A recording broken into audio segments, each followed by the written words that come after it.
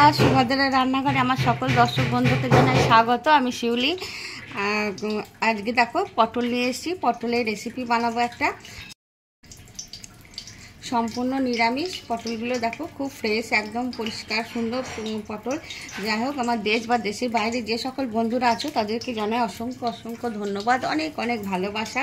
প্রতিনিয়ত তোমাদের সাপোর্ট এবং ভালোবাসার জন্য আমি একটা করে এগিয়ে যাচ্ছি। তোমাদের কাছে আমার একটাই অনুরোধ, তোমরা একটু লাইক দিয়ে দেখাটা শুরু করবে প্লিজ, ঠিক আছে? আমি লবণ আর হলুদ মাখিয়ে নিলাম পটলের গায়ে ভালো করে। এবার এগুলোকে আমি ভেজে তুলে নেবো। বাড়িতে মিস্ত্রিতে কাজ করছে তাই আওয়াজ হচ্ছে, তোমরা কিছু মনে করো না।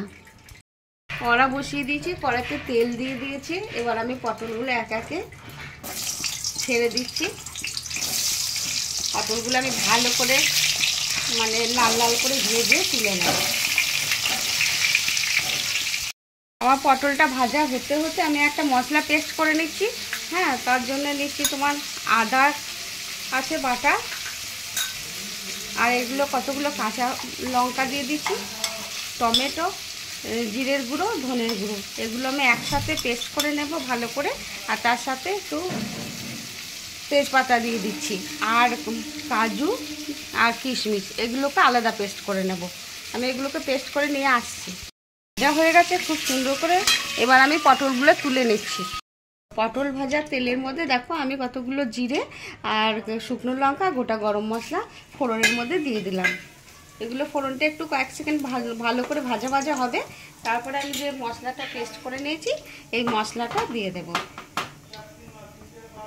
দেখো ফোড়নটা ভাজা হয়ে গেছে, আমি মশলাটা এবারে দিয়ে দিচ্ছি।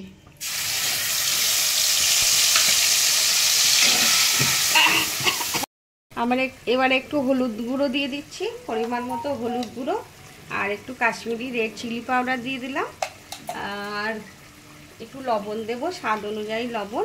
পটল ভাজার সময় যেহেতু লবণ দিয়েছিলাম, লবণটা একটু বুঝে দিতে হবে।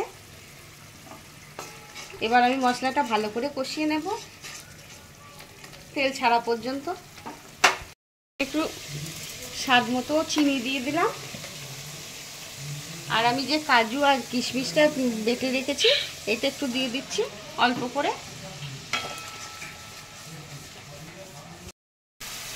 দেখো মশলাটা আমার একদম কষানো হয়ে গেছে, পুরো তেল ছাড়া শুরু করে দিয়েছি। এবার আমি পটলগুলো দিয়ে দিচ্ছি। অসম্ভব সুন্দর সুগন্ধ বেরোচ্ছে, অসম্ভব সুন্দর হয় এটা খেতে। তোমরা একবার অবশ্যই বানাবে, বানিয়ে খাবে, খেয়ে আমাকে কমেন্ট করে জানাবে। দেখো আমার পটলটা একদম হয়ে এসছে, তেল ছেড়ে দিয়েছে ওপর থেকে, ভারী সুন্দর লাগছে, আর তেমনি সুন্দর সুগন্ধ বেরোচ্ছে। আমি একটু হোমমেড গরম মশলা গুঁড়ো ছড়িয়ে দিলাম। আর এবারে তোমাদের দেখাচ্ছি, দেখো এই যে ওপর থেকে একটু ধনেপাতা ছড়িয়ে দিলাম। এবার আমি কিছুক্ষণ স্ট্যান্ডিং টাইমের জন্য রেস্টে রেখে দেবো, তারপরে তোমাদেরকে সার্ভ করে দেখাবো কেমন হয়েছে।